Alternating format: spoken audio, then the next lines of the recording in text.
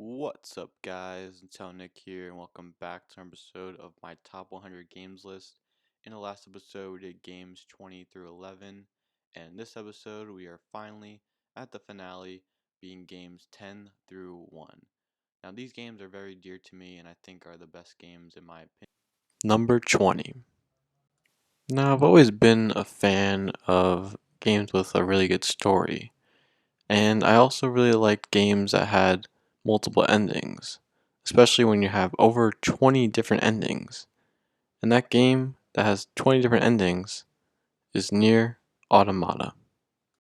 Now, I played both Nier and Nier Automata, and I think they're both really good games. I love the music, the visuals, the environment, the atmosphere, characters, and the story. And I think what makes Nier Automata a little bit better than the original Nier or Nier Replicant is mainly because of its fact of just not being as repetitive. Where Nier Replicant, you have to constantly beat the game pretty much 5 different times or 4 or 3 different times to really get the true ending, or to get ending E or ending D or whatever it may be.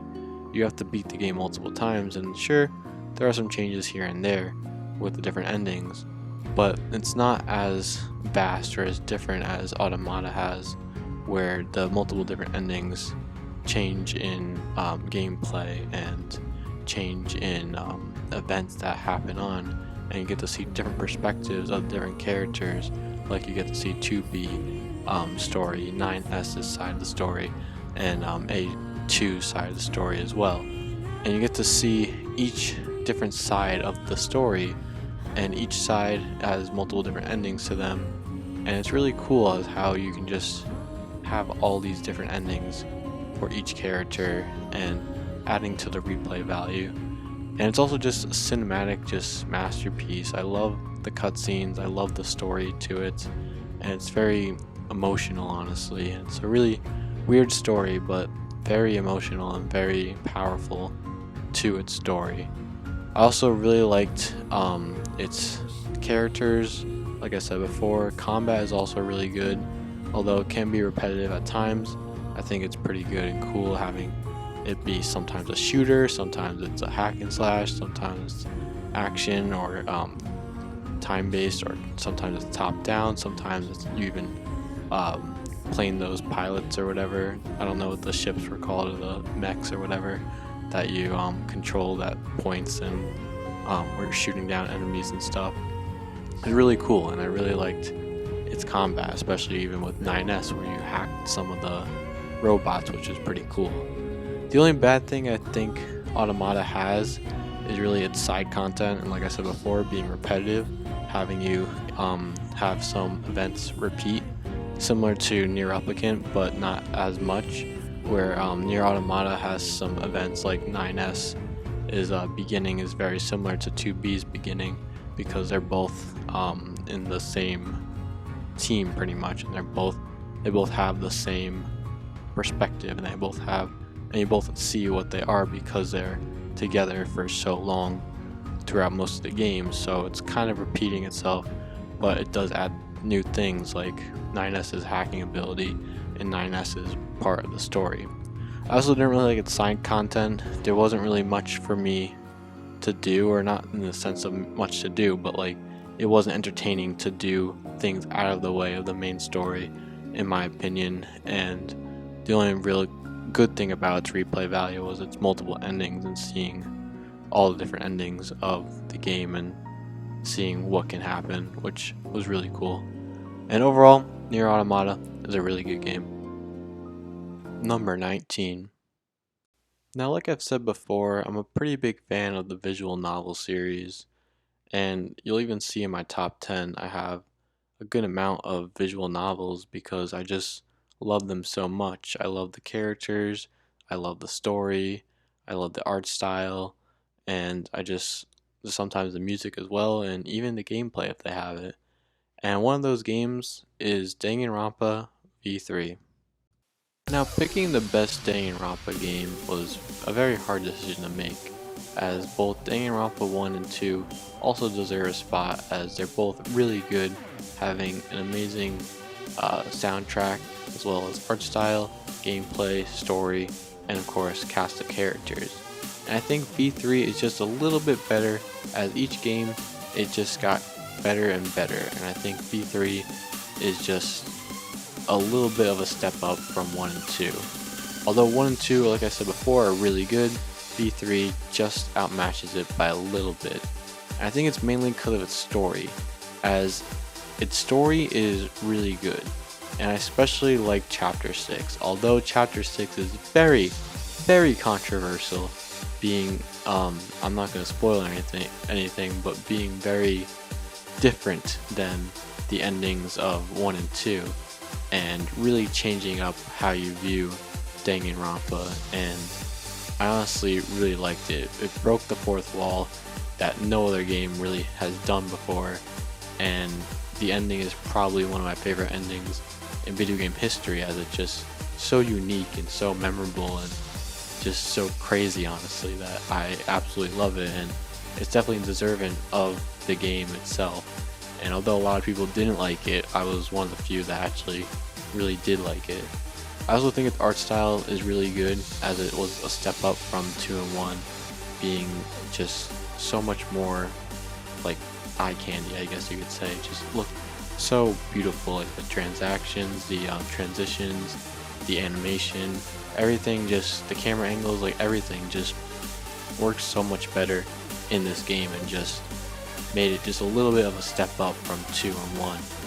I also loved its cast of characters like Kaito, Maki, Kokichi, and even Gonta, and Mew, or whatever her name was. I can't really pronounce most of the names because they're Japanese, but I really love the cast of characters in this game, and a lot of them were able to kind of survive throughout the game, and I was able to, get to see their character development, get to see like their backstory, and it was really unique. Especially even the characters that died originally had a big role, and I won't spoil anything, but one of the first character to die, he actually gets a bigger role as he is explained more, and it actually has a pretty unique backstory, which the other previous games didn't really explain or really go in depth to the first person that died, and they don't really have that much screen time, except for before they die, of course. But other than that, they don't really get mentioned or anything like that. But in this game, I feel like each character really has its own unique purpose, and they go into it and have their own character development, and especially even the main character itself. And I won't spoil anything, but the main character does get a lot of character development and is very unique, especially because what they do in the beginning, again, won't spoil anything. It's really hard to spoil this game, but I won't spoil anything about it. But really, overall, really good visual novel. It also has really good gameplay as well. The mini games that the game has are really fun and are cool to come back to here and there, especially the scrum debate. I absolutely love the scrum debate in this game, and how when they added it, I was in love with it. Every time you play it, I'm just fascinated by it, and just it took them so long to finally make like a debate mini game, I guess you could say, and it works so well in this game, and I absolutely love it. The only thing I find bad about this game is the third trial. Like other visual novels, the third trial isn't that good. Just like I said before in Phoenix Wright, Trials and Tribulations, third trial isn't really the best, and in this case it's the worst in Danganronpa V3. But other than that, other than the third case, it's a really good visual novel, and I highly recommend it. Number 18. Now, like I said in my Breath of the Wild segment, Breath of the Wild isn't my favorite Legend of Zelda game. And my favorite Legend of Zelda game is the number 18 spot, which is Majora's Mask. So what makes Majora's Mask so unique and so special is mainly its 3-day life cycle, where characters change from day 1 to day 3. Events happen in day 1, day 2, day 3, whatever it may be. And especially the final hours of the 3-day life cycle is what makes this game so special and unique, as you see characters struggling and just going crazy because the moon's falling, and it's really just Clocktown that really makes Majora's Mask so special and unique. But it's not just Clocktown itself, it's also the side quests that go with Clocktown, as well as the world around Termina, that makes this game so much different than the other Legend of Zelda games. Similar to Breath of the Wild, how it's so much different than the other Legend of Zelda games, Majora's Mask is just really one of a kind, as it has these different transformation masks, only 4 temples with 4 different bosses, and then the final boss at the end, of course. But it's just so powerful. It's really has so many different emotions going through it. Every character has their own character development as they go as you see them from day 1 to day 3, or even the final hours. And I love the side quests as well. Side quests are so fun to go through and to get to know characters better as well, and to get all these different kinds of masks to collect, which were, I feel like, a better collectible than most of the other collectibles you get in Legend of Zelda, as most of them had their own special uses to them, as well as being able to use them to get other quests, which was cool to find and discover.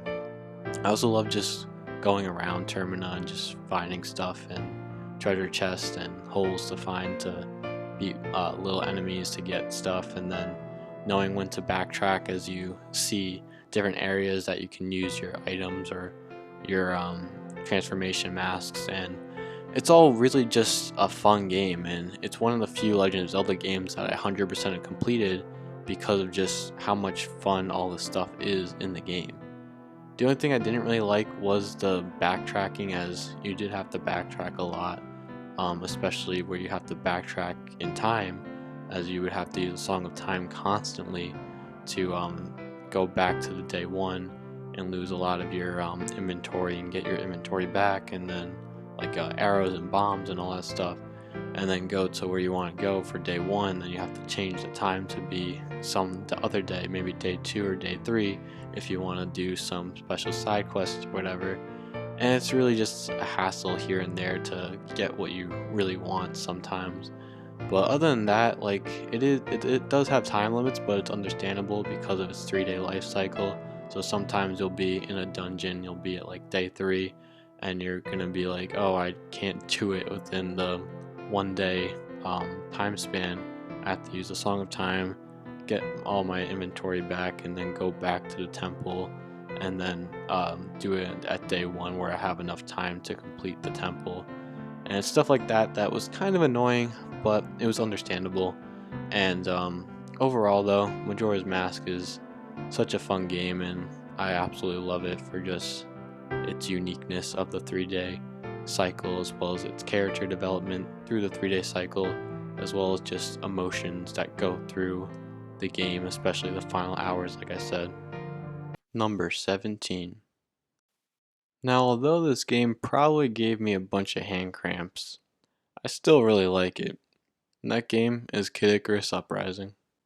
Now, Kid Icarus Uprising is pretty much known for both its being an amazing game, as well as it having one of the worst controls ever, as it's really annoying, as you have to use the stylus to aim, use a trigger to attack, and then use a circle pad to move around.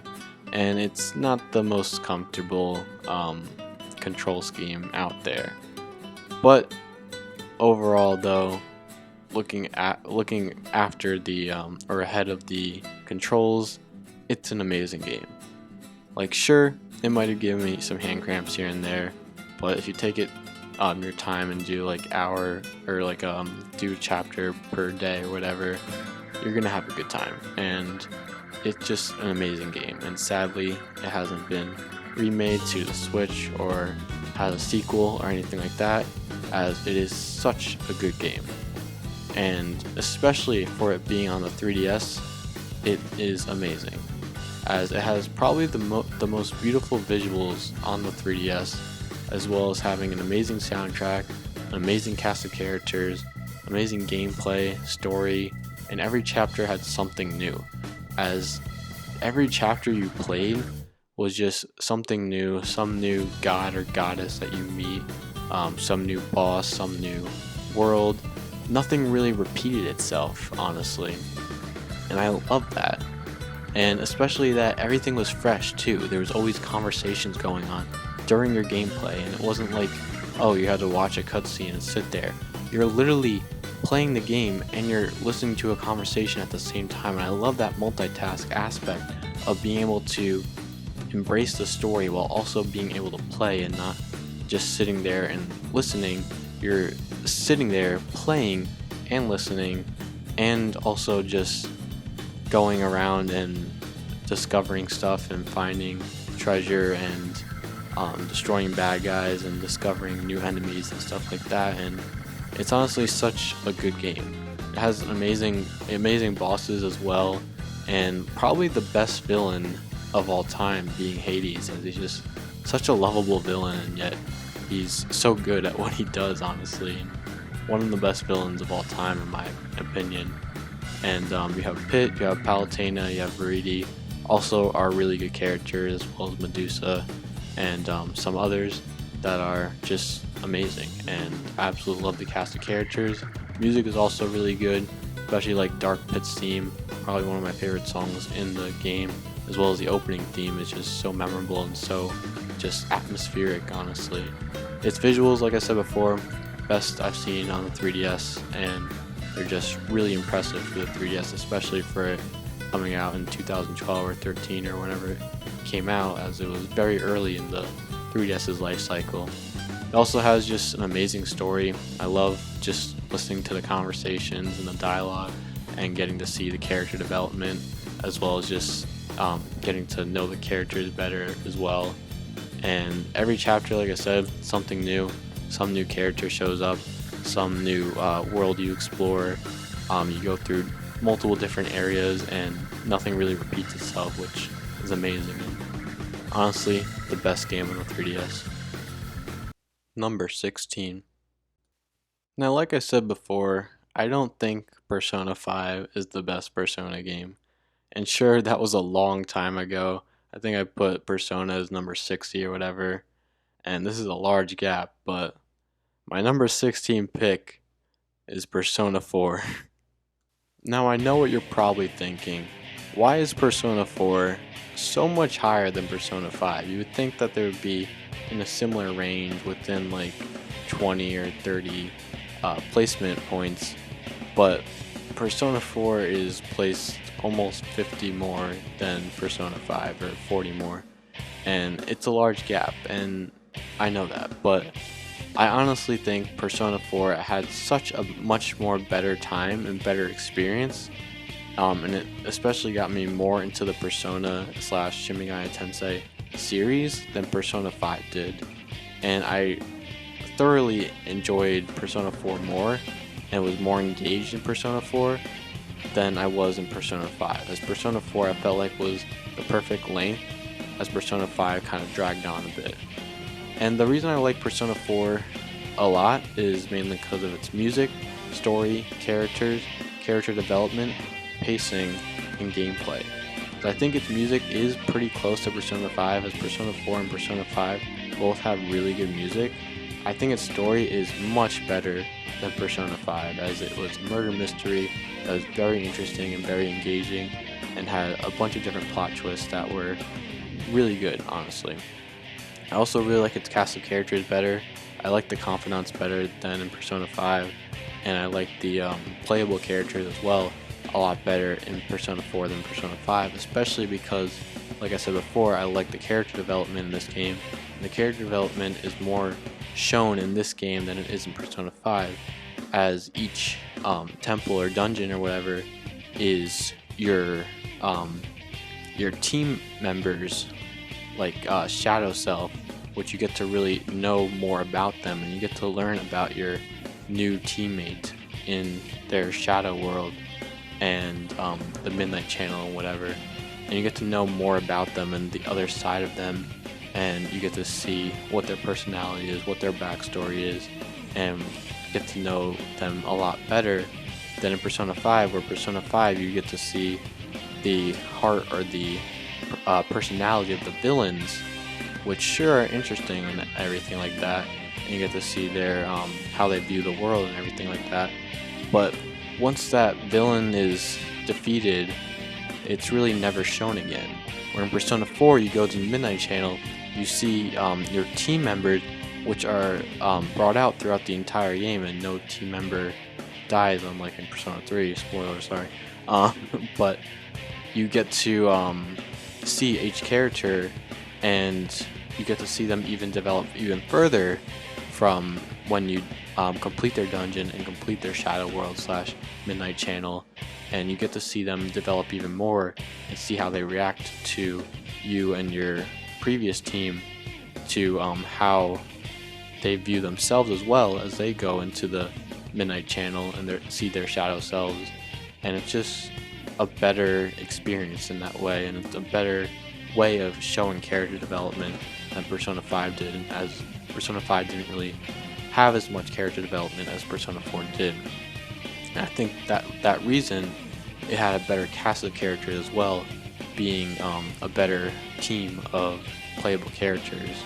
But I also really like the confidants as well, as the side characters were really good as well. And the main characters, like I said before, characters like Rise or Kanji or Yosuke or Chie, they're all really good characters, and they all get their own development, and honestly the whole cast is really good.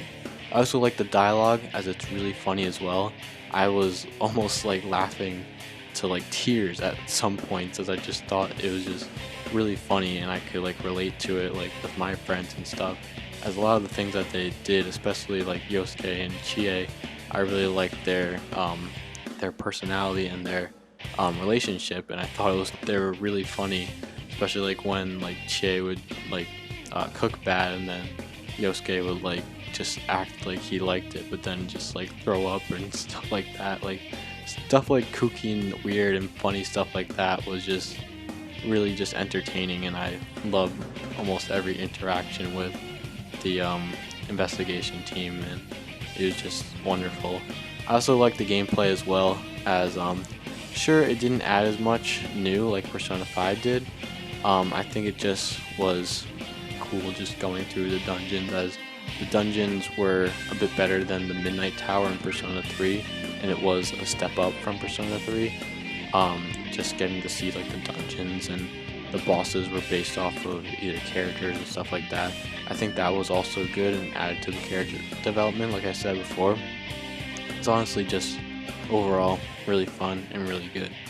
The only bad thing about its gameplay was the grinding aspect, as there were a few cases here and there where I did have to grind and I had to level up and all that stuff. But other than that, Persona 4 is a really good RPG. Number 15. Now this was also a pretty tough decision to make, as Castlevania has a lot of good games, and it was hard to decide whether I like Aria of Sorrow better or Symphony of the Night. But I decided that number 15 pick is Symphony of the Night. Now Symphony of the Night is one of the first games to really define the Metroidvania, as it was one of the first Castlevania games that really changed the formula and had you exploring Dracula's castle and going through and discovering new equipment items and leveling up and going through and exploring and finding increases to max health or max magic or whatever it may be. And I really liked that formula, although they grinded it a little bit, as later on they kept kind of doing the same thing over and over again. Symphony of the Night was the first to really do it. And although Aria of Sorrow also did it with having that Metroidvania type of genre or formula, I think Aria of Sorrow is also really good, but I think Symphony of the Night is just a little bit better. And it's mainly because of its soundtrack, gameplay, visuals, voice acting, bosses, and really just its map / second half of the game. Although its first half is pretty easy, its bosses are really good, kind of showing you how to like fight and how to like act in combat, as well as being able to kind of learn the game and really to boil down to it. And it's similar to other Metroidvanias where you lose all your abilities in the beginning, and you're like all this mighty powerful in the beginning, but then you lose it all to death, and then you kind of learn the game a bit and get powerful enough to really be able to handle those more powerful items or abilities or whatever it may be. And I just really liked going through Dracula's castle and discovering new areas, and each area having their own theme to it, and own enemies and own environment and atmosphere, which I thought was really cool and definitely ahead of its time, and it even holds to this day as one of the best games of all time, and it really shows. And I just love, honestly, coming back to it from time to time, just playing through and fighting the bosses, or going through Dracula's castle, and especially the second half when the castle flips upside down and you just go through the whole game pretty much again, but having a different view on it.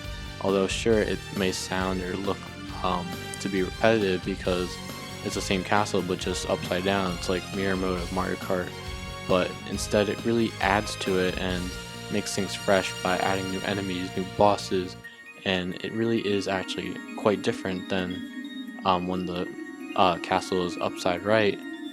It's actually quite different when it's upside down. And like I said before, I do like its voice acting, as it's very funny and very memorable. Like, what is a man? It is really just, it's kooky, but I love it, and it just adds like humor to the game, honestly. But like I said before, it can be slow at times, here and there, and there is backtracking, like other Metroidvania games, as you do have to backtrack quite often, and you will get lost like in other Metroidvanias, but it's kind of common, so it's not really a bad thing, but it's how the genre is. But overall, it's a really good Metroidvania game. Not the best Metroidvania, as you'll see that in a little bit, but it is still a really good game. Number 14. Now this game is really one of a kind, as it really is its own genre. Similar to Killer 7, this is one of a kind in its own genre, and it's the first and so far only pop album game. And it also is narrated by Queen Latifah. And that game is Sayonara Wild Hearts. So like I said before, Sayonara Wild Hearts is really one of a kind. It's the first and only pop album game, and it's really hard to explain how this game is, as it's on rails at points. You have to tap to the beat of the music at other points. There's also different like segments that are kind of its own thing, and then it's just narrated by Queen Latifah. Like, it's such a unique and weird experience, and yet it's so beautiful, as the visuals are just so mesmerizing and so weird, and although it might be like epilepsy or give you like a stroke maybe at points, it's just really unique and beautiful, and it has a great soundtrack, as it is a pop album, and just it makes a pop album but also puts gameplay and visuals to it that works so well with it that it's like, which came first, the album or the game? It's like, it works so well together that it's just like, how, honestly? Like I said before, it's on rails at points, and you're doing like this scoring system where the little tiny hearts are 1 point, and then 2 points, and 3 points, and so on, and it counts up. And then there's these bigger hearts that are worth 25, and then 50, and 75, and so on. And then you have these little like diamonds or squares or whatever that are worth 1,000, and 2,000, and 3,000, and so on, and other things. And you're trying to get the highest score pretty much, as you can either get bronze, silver, gold, I guess also no rank, or the wild rank if you complete the YOLO mode, which is going through the entire album and and then without dying. And then once you do that, you get wild rank, and guess what? I actually did all of that. Except for getting wild rank on YOLO mode, I think I got everything else. I got wild rank on every level, and I even got wild rank on the full album, but not on YOLO mode. Sadly yet. Maybe I will one day, but not yet. And it's mainly because of how just addicting this game is. It's just such a good soundtrack, but it's also really fun to just play and try and constantly beat your high score and seeing different routes that you can take, as well as seeing the best and most optimal way to get the most amount of points. And it's just so fun in that aspect, as well as just so like mesmerizingly visually wise. It's so mesmerizing and just catchy, and everything about this game is just beautiful, and I kept coming back to it again and again. Like, sure, it might be an hour-long game, and the only thing bad about it is that fact is that it's kind of short. It's a pop album, sure. It's only like an hour long, or an hour and a half. But for me, I spent 40 hours in this game because of just how much I loved it and how much I wanted to get that wild rank and to get a higher score, and just I kept playing it because it just was so much fun. And honestly, like I said before, the only bad part about this game is that it's short, but other than that, it's beautiful in its visuals, music, and gameplay, and it just all combines together to be this beautiful masterpiece, honestly. Number 13. Now, like I said before, Symphony of the Night isn't my favorite Metroidvania game, as my favorite Metroidvania game is Super Metroid. Now, Super Metroid is such a classic, and yet, like Symphony of the Night, it really has aged really well, as playing it even now today, it's just such a fun and great experience, and it does everything so right that it's sad to see that there aren't too many other Metroid games that follow Super Metroid. Although a lot of games are inspired by it, Nintendo hasn't really made any other Metroid games like Super Metroid, and it's sad to see, as Super Metroid is, in my opinion, the best Metroidvania, as it has great map design / game design, where you kind of learn everything yourself. There's no really tutorials, you do everything yourself. You learn how to wall jump from those little animal creatures, you learn how to do shine dash from that little ostrich thing or whatever, you learn how to shoot, how to use your morph ball, all that stuff by yourself, and that's honestly the best game design that you can ever really have, of just being able to show but not tell. And Super Metroid does just that, as its map, game design, level design, I guess you could say, as well, and gameplay are just really good. Its visuals are also really good, as it has that, I think it's 16-bit or 32-bit, whatever it is, art style of the SNES, which is absolutely beautiful and can even stand to today's standards, as it's really just aged so well. Its exploration is also really good. There's a lot of areas that will test your skills, or to find missile upgrades or energy tanks or super missiles or power bombs and all that stuff, and it really is one of those games that you just can speedrun too, as you can go through here time and time again, get a better time and time again. As you know more about the game, you get better at the controls, you find new areas to go through, because you're able to now know how to wall jump and know how to shine dash, and you're able to kind of skip some sections as well.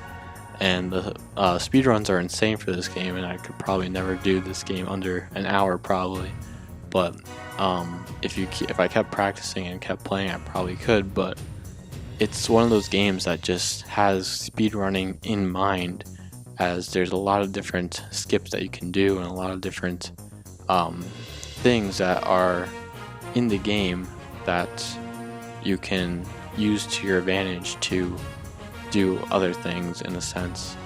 that isn't really intended, or it could be intended.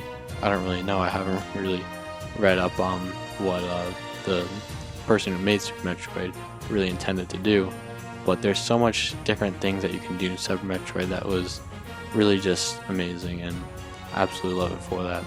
The atmosphere is also really good. I love the kind of space atmosphere in each different section of Planet Zebes is just so different, having its own theme, having its own enemies, its own environment. It's really just amazing how it just adds or it makes its own planet pretty much, and how it kind of works and everything. And honestly, there really isn't anything bad about Super Metroid. It's just such a good game, and there really isn't much wrong about it. Number 12.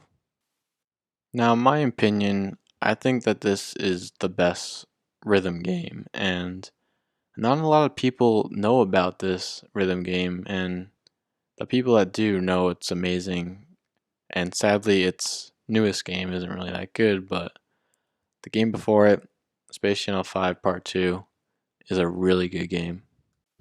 Now, Space Channel 5 is a weird series, as it only had Part 1, Part 2, and recently a VR game, but the VR game we don't really talk about. It's not that good, and it's short, and it's overpriced, and it's really just a cash grab, and it's not good. But Space Channel 5 Part 1 and Part 2 are pretty good.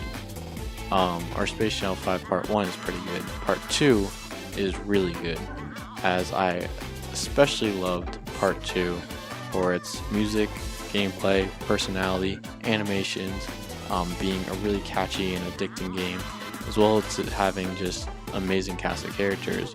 One of them being Space Michael, which is literally Michael Jackson, and even voiced by Michael Jackson himself, as this game was made I think in 2001 or something like that on the PS2 and Dreamcast, and probably a couple other systems as well. And it's honestly just a super fun and addicting rhythm game, and it's unlike any other rhythm game, or I guess it's kind of similar to games like Parappa the Rapper, where you're repeating the beat, but there is a few more that is, or much more to it than just that. As sure it is repeat the beat, you're repeating up, down, left, right, chew, and hey, and stuff like that. It adds more to it with its story, its gameplay, its personality, and having like these secrets, as there'll be times where the beat drops, or the beat it has that catchy tune where it's like da da da da da, and then you press the X button or whatever button it may be, and you get 1% towards your view rate, and your view rate is like your health, I guess you could say. It's not really your health too much as it is in the first game, as the health gets brought, or the Part 1 where it gets brought over to the next level, which I didn't really like. Part 2 has a set view rate that you start off with, and then you constantly get either higher or lower depending on how good or bad you do. And it really adds to how the better you are, the better you'll do, and you really have to be kind of cautious of how you play, as if you play really badly in the beginning, you're going to have a tough time, because you're going to have not too many stars, and if you lose all your stars towards these harder sections, or like these boss sections, you lose the game if you lose all your stars. But your stars are dependent on how much view rate you have, and the more view rate percent you have, the more stars you'll get, which I absolutely love, as if you do really good towards one segment, you'll get more percentage, and then you can do bad in the segment, and sure, it may affect you, but it will even out, as if you do really good in one segment, you get more HP in the next segment, so you really want to be good in the early game, and then if you're able to be really good in the early game, you're able to kind of just relax a little bit more in the late game, as you have more chances to not mess up. And this game is really hard, as you really have to time things perfectly, and you also have to just be able to get everything right, like in the sequence of like up, down, left, right, shoot, shoot, shoot, whatever it may be. You have to get all of those beats, and if you mess up even just one of those beats, you mess up that whole segment pretty much, and it counts as losing a percent off your view rate, or losing a heart, or losing a star, whatever it may be. And it's also really cool as the better you do or the worse you do also depends on certain beats, as certain beats will only appear, or certain elements of the song will only appear if you do really good. And even the voice acting will change as well, which is really cool, and I like that little touch that the game has. I also just love the cast of characters. You got characters like Ulala, Pudding, Space Michael, like I said before, Jaguar, and the news broadcaster, I don't really know his name, and also the policewoman Pine, and also probably also one of the best villains, like I said before, with Hades. Similarly, Purge, the enemy in this game, Space Channel 5 Part 2, is just this lovable villain that's just like cocky and happy, and he's just so funny, and I love him so much. The only thing that's really bad about this game is that it's short. It only has 6 episodes, which can probably take around half an hour to complete each episode, so it's only like a 3-hour game. But I've replayed it so much that I've probably sunk at least 50 hours into the game, because I just loved coming back to it, and it's a game that I definitely come back to time and time again, as it's just so fun going back into it and playing it and playing the different episodes. Not every episode is really good. The ones I thought were the best were like episode 5, episode 6 is also good, and episode 4, mainly towards the end, are really good. Episode 3 and episode 1 are also good.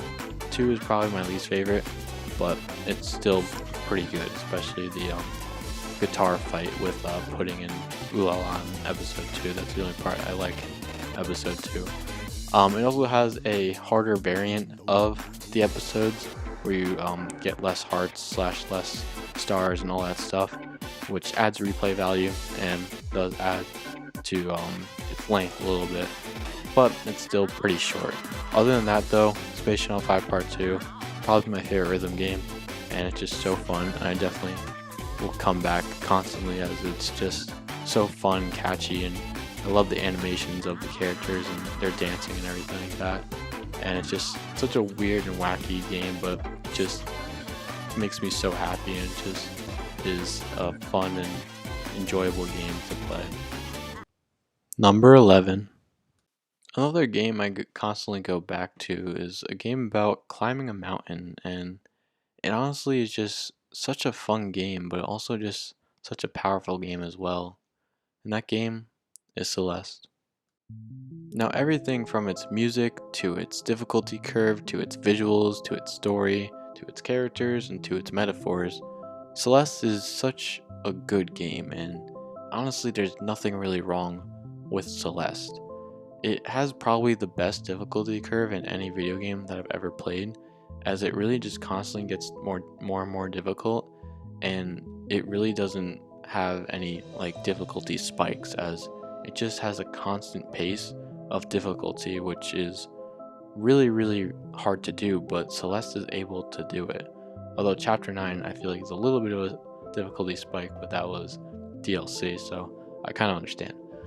Its music is also really good, and it's very symbolic and metaphorical, as it really resembles how Madeline, the girl who's climbing Celeste Mountain, really feels, and how it also ties into the atmosphere and the other characters you meet in the area of the chapter, as it's just really powerful, the music, and I love listening to it as well, especially chapter 2's theme. I forget what it's called, I think it's like Resurrection or something like that, is a really powerful song, and definitely shows the progression of the level, and definitely resembles the progression of the level, and it really just ties together with the gameplay.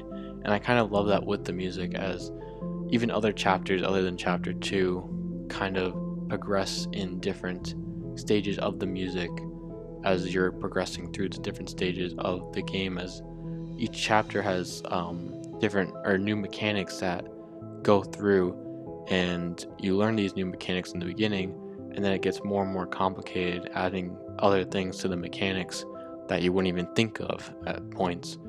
And it ties in with the music as the music gets more and more intense and more complex in terms of musical instruments and stuff.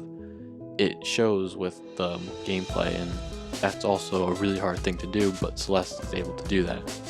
Its story is also really good, as it's resembling depression, as Madeline is climbing this mountain, which the mountain represents depression, and she struggles climbing it and needs help from Theo, and even the granny or grandma also helps her out a little bit here and there, as well as the hotel manager guy, I forget his name. But they help her out, and they try and climb over this mountain. But Battleline, which also resembles her depression, kind of constantly stops her, constantly tries to push her down. And even at one point, she falls down the mountain and has to learn how to like kind of cope with her depression, or coping with Battleline, and coincide with her. And then they climb up the mountain and get to the summit, and it's really just a powerful story and very triumphant, and definitely very inspirational even. And it really has a powerful story that even helped people cure depression, or not cure depression, but help them with their depression and stuff like that. And like I said before, it's characters like Madeline or Battleline or the Granny or Theo are also really good characters, and they go through character development, especially Madeline. And you get to see how Madeline overcomes her depression or overcomes Celeste Mountain. And it's really powerful, like I said before. And each level, like I said before, has different mechanics, keeping things fresh, keeping things new, and adding things to the mechanics throughout the level, adding to the difficulty curve and making things a little bit harder bit by bit, which is amazing. And honestly, Celeste is really good. There's really nothing bad about Celeste, and it's also really fun to speedrun as well. And although I'm not really good at it, there's a lot of secret techniques that even the speedrunning techniques are used in the DLC level, like wave dashing, as the game even teaches you how to wave dash, which was originally used as a speedrunning tactic, but then is used in the Chapter 9 level, which is so unique and so weird that they use the speedrunning techniques, and yet a casual becomes the speedrunner throughout the game as they learn the speedrunning technique to complete levels, and they have to use that technique in order to complete the level. And it's honestly, like I said before, Chapter 9 is probably the only difficulty spike a little bit, but just by a little bit.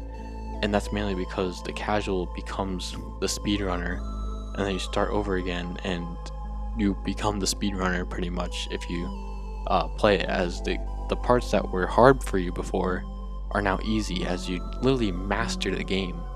And it's just so beautiful of how the game does that, and it's really just one of a kind, mainly because of its fact of just having all these different elements come together and having this wonderful difficulty curve that really no other game has. So that is going to be it for today, guys. I thank you guys all for watching. And if you watched my entire series, I really thank you, as it was a very long process for me to make this series, as it was 10 different videos that took multiple different hours to make and create and edit and all that stuff. And it was definitely a journey, and it was really fun for me to make and to rank these 100 different games I absolutely love and adore. And I hope you guys enjoyed as well watching. And let me know what you guys think in the comments below of some of your opinions of my top 100 games list, or of your own top 100 games list. You can put in the comments, and I love to